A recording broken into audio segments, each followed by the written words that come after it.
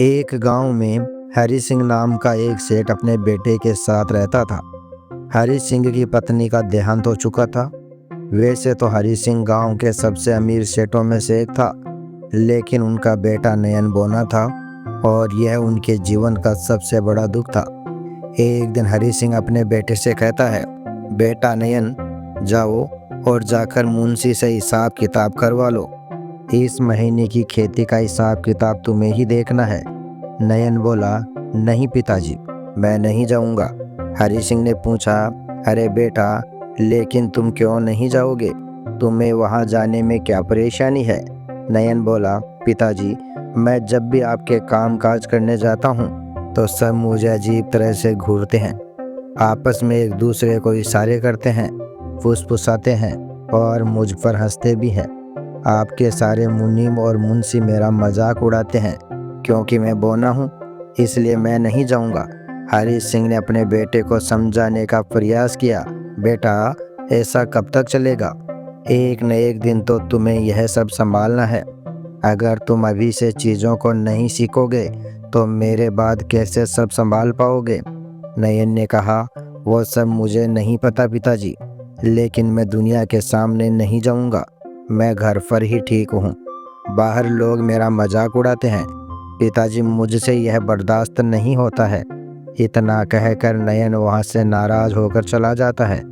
हरि सिंह बहुत अच्छे से समझता था कि उसका बेटा इतना परेशान क्यों है। वह खुद से कहता है, मैं अपने बेटे को कितना भी समझा लूँ, लेकिन मैं जानता हूँ कि गांव वाले उसे कितना तंग करते हैं।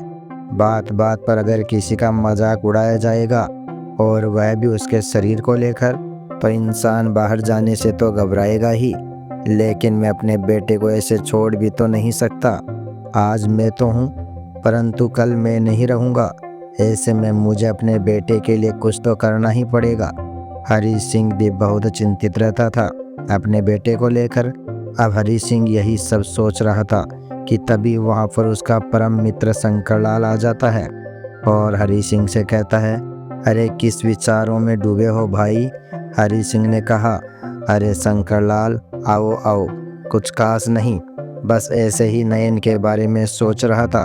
शंकरलाल ने कहा, चलो, तब तो एकदम ठीक मौके पर आया हूँ। हरि सिंह बोला, क्या मतलब है? मैं कुछ समझा नहीं। शंकरलाल ने कहा, नयन बेटे के लिए एक रिश्ता लेकर आया हूँ। हरि सिंह बोला, क्या? लेकिन ऐसा कैसे हो सकता है शंकरलाल? हमेशा तो हम लोग सामने से रिश्ता लेकर जाते हैं, लेकिन नयन के छोटे कद के कारण हर कोई रिश्ता ठुकरा देता था। तो फिर यह कौन है जो अपनी बेटी का रिश्ता लाया है?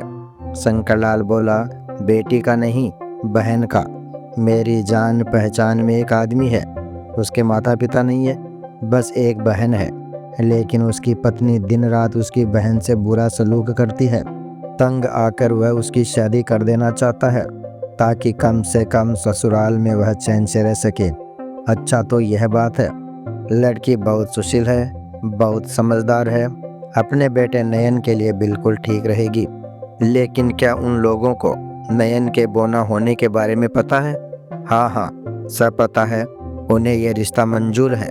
बेचारा गरीब आदमी है, उसकी बहन का घर बस जाएगा और तुम्हारे बेटे की जिंदगी भी संवर जाएगी। तो फिर ठीक है, मैं आज ही नयन से बात करके तुम्हें बता दूंगा। इसमें बात क्या करनी है भाई? देखो, रोज रोज ऐसे रिश्ते नहीं आते हैं। अगर तू हाँ कर दे तो मैं आज ही बात पक्की कर दूं। अच्छा शंकरलाल, ठीक है, जैसा तुम्हें सही लगे वैसा करो। तुम भी तो नयन को अपने बेटे जैसे ही मानते हो, और वैसे भी मुझे अब नयन के लिए एक जीवन साथी तो ढूंढना ही है। मेरी तबीयत भी फिर ठीक नहीं रहती। जीते जी नयन को एक अच्छी पत्नी मिल जाए, बस मेरी यही इच्छा है। जितनी जल्दी हो सके तुम नयन की शादी करवा दो ताकि मेरी चिंता कुछ कम हो जाए। शंकरलाल ने कहा, अब तुम नयन की चिंता करना छोड़ ही दो, मैं जल्दी ही नयन की शादी करवा दूंगा।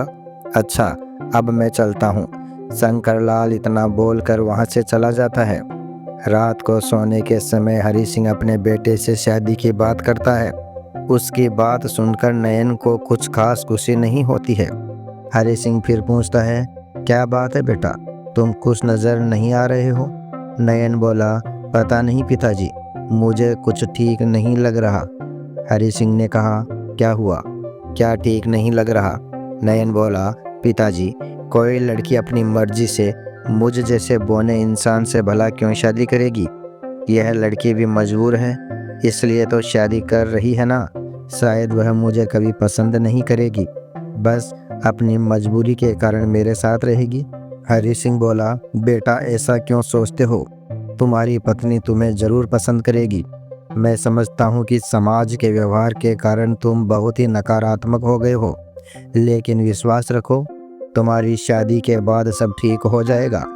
नयन ने कहा, जी पिताजी, उम्मीद करता हूँ ऐसे ही हो। नयन और उसके पिता को आने वाली बहू से बहुत सी उम्मीदें थी। फिर कुछ दिन बाद नयन की शादी रश्मि नाम की लड़की से हो जाती है। रश्मि सुंदर, सुशील और गुणवान लड़की थी, लेकिन नयन को उससे बात करने में बहुत संकोच होता था। एक दिन हरि सिंह ने रश्मि से कहा, देखो बेटी, तुम मेरी बहू नहीं, बेटी बनकर इस घर में रहना। अब से नयन की सारी जिम्मेदारी तुम्हारी है। रश्मि ने कहा, आप ऐसे क्यों कह रहे हैं पिताजी? बेटी, नयन बहुत भोला है, उसके बोनेपन के कारण सबने हमेशा उसका मजाक उड़ाया है, इसलिए वह ज़्यादा दुनियादारी सीख नहीं पाया। मुझे बस इस बात का सुकून है कि अब तुम उसके जीवन में आ गई हो। तुम बहुत होशियार हो, अब तुम उसका अच्छे से ख्याल रखना। रश्मि बोली, पिताजी, आप बिल्कुल भी चिंता मत करिए, मैं उनका बहुत अच्छे से ख्याल रखूंगी। लेकिन पिताजी, वह मुझसे ज़्यादा बात ही नहीं करते, आप उन्हें समझाइए कि वह मुझसे बात किया करे। हरि सिंह ने कहा, ठीक है बेटी, मैं उसे समझाऊंगा। बेटी, नयन दरअसल अपनी माँ के बहुत करीब था। उसकी माँ के गुजर जाने के बाद कभी कोई उसके दिल का हाल जान ही नहीं पाया। शायद वह भी नहीं, वह सब कुछ अपने अंदर ही रखता है। कोई बात नहीं पिताजी, अब मैं आ गई हूँ ना, इसका भी कोई न कोई हल निकाल ही लूँगी। अच्छा ये बताइए, नयन जी को खाने में सबसे ज़्यादा क्या पसंद है? उसे हलवा पूरी बहुत पसंद है। लेकिन बेटी, तुम यह क्यों पूछ रही हो? पिताजी, क्योंकि अब मैं अपने और उनके रिश्ते की शुरुआत मीठे हलवे और पूरी से ही करूँगी। रश्मि की बात सुनकर हरि सिंह बहुत खुश होता है। अब उसे यह भरोसा हो चला कि उसे रश्मि जैसी बहू के रूप में बेटी मिली है और वह उसके बेटे को संभाल लेगी। अगले ही दिन रश्मि नयन के लिए हलवा पूरी बनाती है और नयन के लिए ले जाती है। सुनिए जी, यह लीजिए, आपके लिए हलवा पूरी बनाई है, रश्मि ने कहा। नयन हलवा पूरी का नाम सुनते ही बहुत खुश हो जाता है और कहता है, क्या हलवा पूरी? अरे वाह, तुम्हारा बहुत बहुत धन्यवाद रश्मि। रश्मि बोली, मैं आपकी पत्नी हूँ, फिर आप मुझे धन्यवाद क्यों कह रहे हैं? यह तो मेरा फर्ज है कि मैं आपकी सेवा करूं। नयन ने कहा, वैसे तुम्हें कैसे पता कि मुझे हलवा पूरी पसंद है? हाँ, जरूर पिताजी ने बताया होगा, है ना? रश्मि बोली, जी हाँ, उन्होंने ही बताया है। वैसे आपने मुझे धन्यवाद कहा, मुझे अच्छा लगा।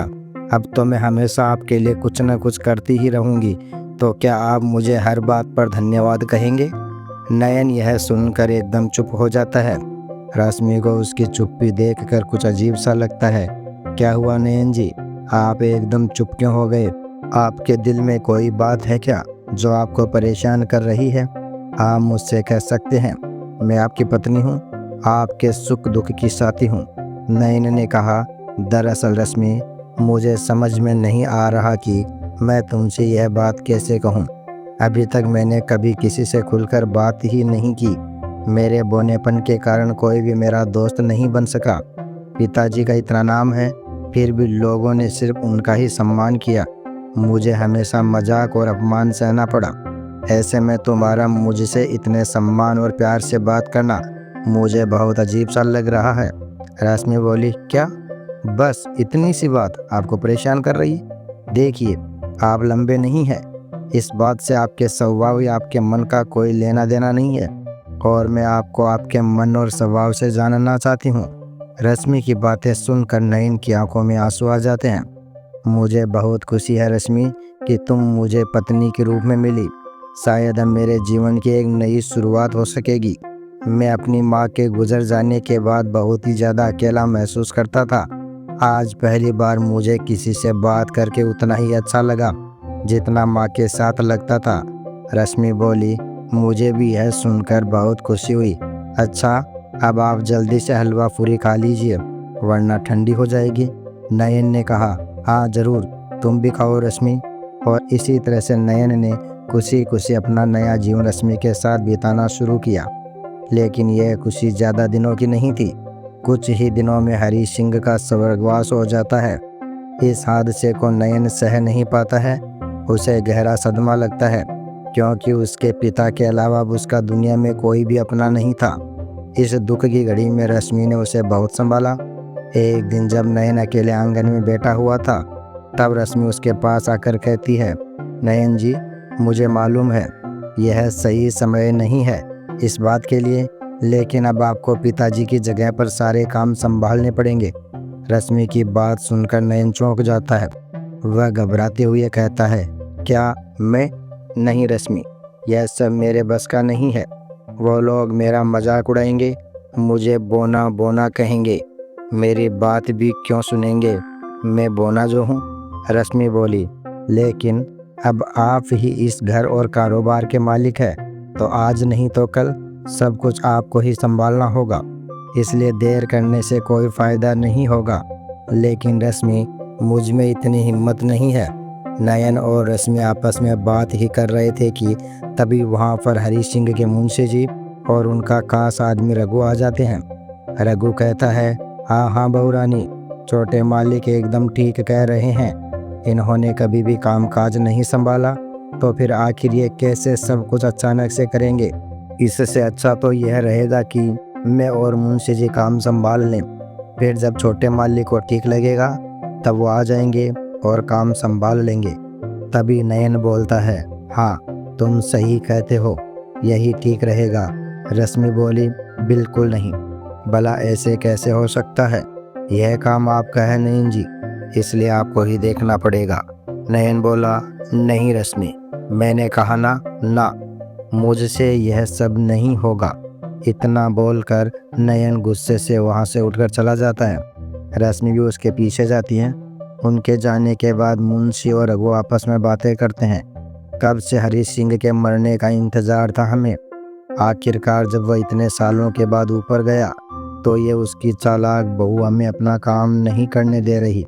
देखो तो कैसे बीच में टांग अड़ा रही है। अरे ये बोना भला सब काम संभालेगा तो फिर हम लोग क्या करेंगे? मक्खियाँ मारेंगे क्या? अगर इस रश्मि ने इस बोने में आत्मविश्वास जगा दिया तो हम लोग क्या करेंगे फिर? नहीं, इतनी आसानी से नहीं। मैं इस बोने को मालिक नहीं बनने दूंगा, चाहे कुछ भी हो जाए। मुंशी और रघु वहाँ से चले जाते हैं।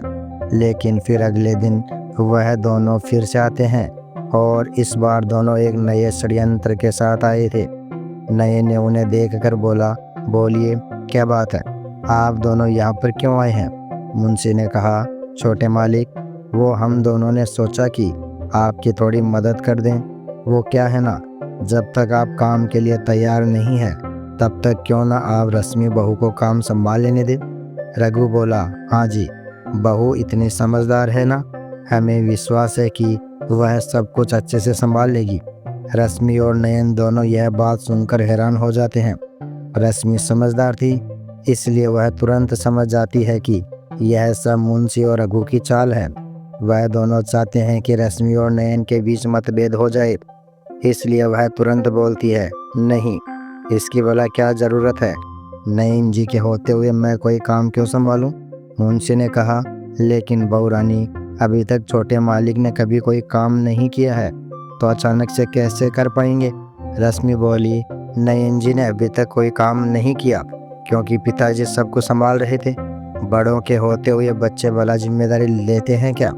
लेकिन अब सब समझ आ गया है, वह सब देख लेंगे, इसलिए आप लोग निश्चिंत हो जाइए और वापस काम पर जाइए। रश्मि की बात सुनकर मुंशी और रघु वहाँ से चले जाते हैं।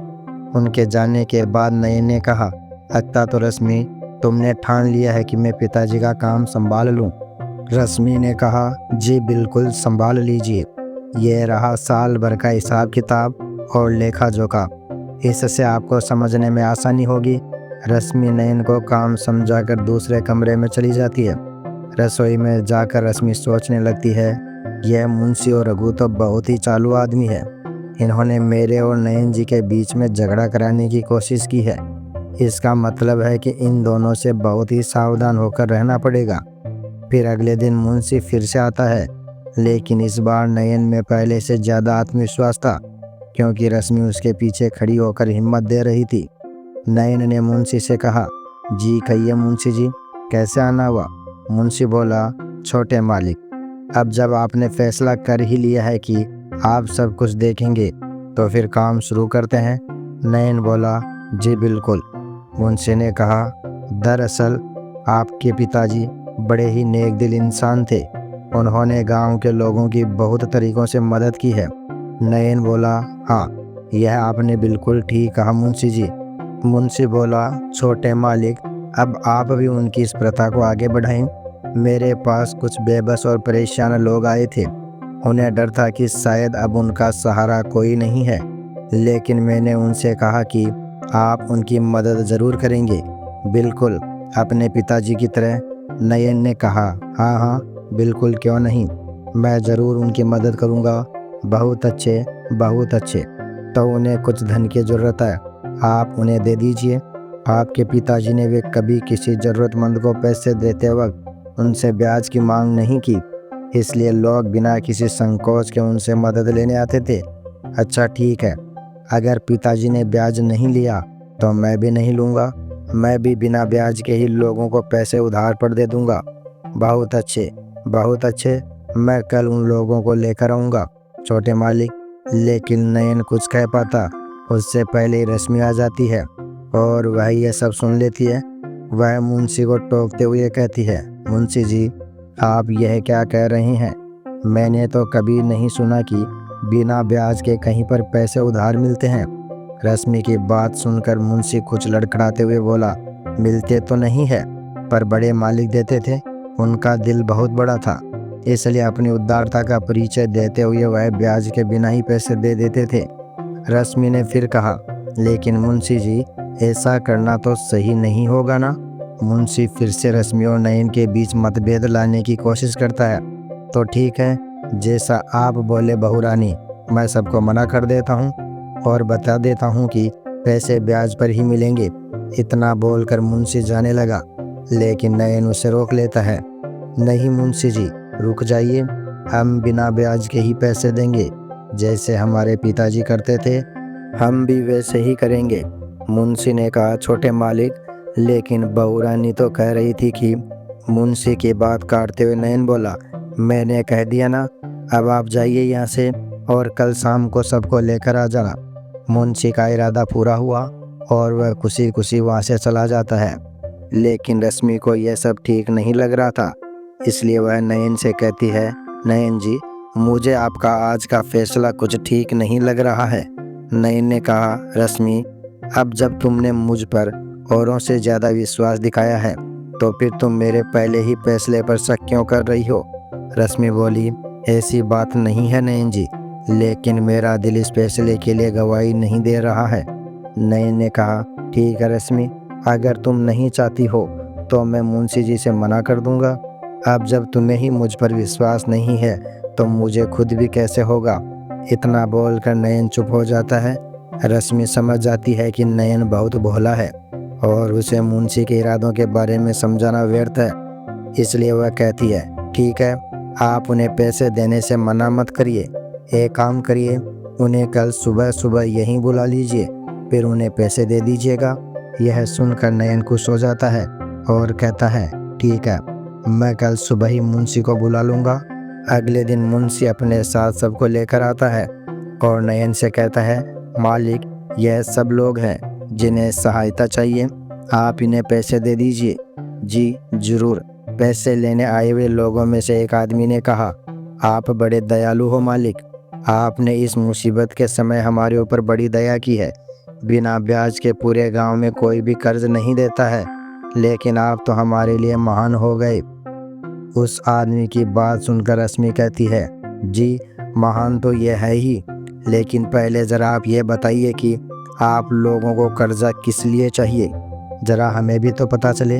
वह आदमी बोला, जी दरअसल मेरी पत्नी बहुत बीमार है, उसके इलाज के लिए मुझे बहुत सारे पैसों की ज़रूरत है और कहीं से कोई व्यवस्था नहीं हो पाई, इसलिए आपसे पैसे उधार लेने आए हैं।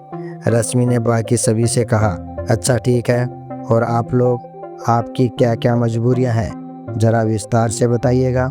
जी, मुझे अपनी बेटी की शादी करनी है, उसकी उम्र बहुत ज़्यादा हो रही है, मैं सोच रहा हूँ कि उसकी शादी जितनी जल्दी हो जाए उतना ही अच्छा होगा। दूसरे आदमी ने कहा, मुझे खेती के लिए बीज और कीटनाशक खरीदने हैं, पिछले 2 साल से मेरा खेत खाली पड़ा है, पैसों की वजह से कुछ नहीं हो पा रहा, अगर आप मुझे पैसे दे देंगी तो आपका बड़ा एहसान होगा और जैसे ही फसल कटेगी मैं आपके पैसे लौटा दूंगा। रश्मि ने कहा, आप सबकी बात सुनने से ही मालूम होता है कि आप सबकी ज़रूरतें काफ़ी बड़ी हैं। ठीक है, हम आप सबको पैसे दे देंगे, वह भी बिना ब्याज के, लेकिन आपको बदले में कुछ ना कुछ गिरवी रखना पड़ेगा। रश्मि की बात सुनकर नयन, मुंशी और वहाँ खड़े सभी लोग दंग रह जाते हैं। नयन ने रश्मि से कहा, यह तुम क्या कह रही हो रश्मि, लेकिन यह लोग भला क्या गिरवी रखेंगे। मुंशी भी बोला, छोटी बहू, यह सब तो मजबूर और गरीब है, तभी तो यहाँ पर आपसे मदद मांगने आए हैं। रश्मि ने कहा, हाँ यह तो आपने एकदम ठीक कहा, और इसलिए हम इनकी मदद करने को तैयार भी हैं, और वह भी बिना ब्याज के। अब इन्हें भी हम पर विश्वास करना चाहिए, जैसे ही ये लोग हमारे पैसे लौटा देंगे हम इनकी गिरवी रखी चीज़ इन्हें वापस दे देंगे। नयन बोला, रश्मि यह बहुत गरीब है, फिर ये गिरवी क्या रखेंगे। रश्मि बोली, आखिर ये सब लोग रह तो अपने अपने घरों में ही रहे हैं ना, तो ये अपना घर गिरवी रख सकते हैं। रश्मि की बात सुनकर सभी हैरान हो जाते हैं, क्या घर, मगर घर कैसे दे सकते हैं हम। रश्मि ने कहा, क्यों भाई, हम आप पर विश्वास करके आपको इतना धन दे सकते हैं, मगर आपको हम पर विश्वास नहीं है, आपके घर हमारे पास एकदम सुरक्षित रहेंगे। अरे नहीं नहीं, हम अपना घर गिरवी नहीं रख सकते, कोई बात नहीं, हमें आपके पैसे नहीं चाहिए, हम जा रहे हैं यहाँ से। मुंशी उन लोगों को रोकने की कोशिश करता है, अरे अरे रुक जाओ, कहाँ जा रहे हो तुम लोग। उन लोगों ने कहा, नहीं मुंशी जी, आपने बस इतना कहा था कि उधारी पर पैसे मिलेंगे, लेकिन उसके बदले में अपना घर देना पड़ेगा, ऐसी तो कोई बात नहीं हुई थी।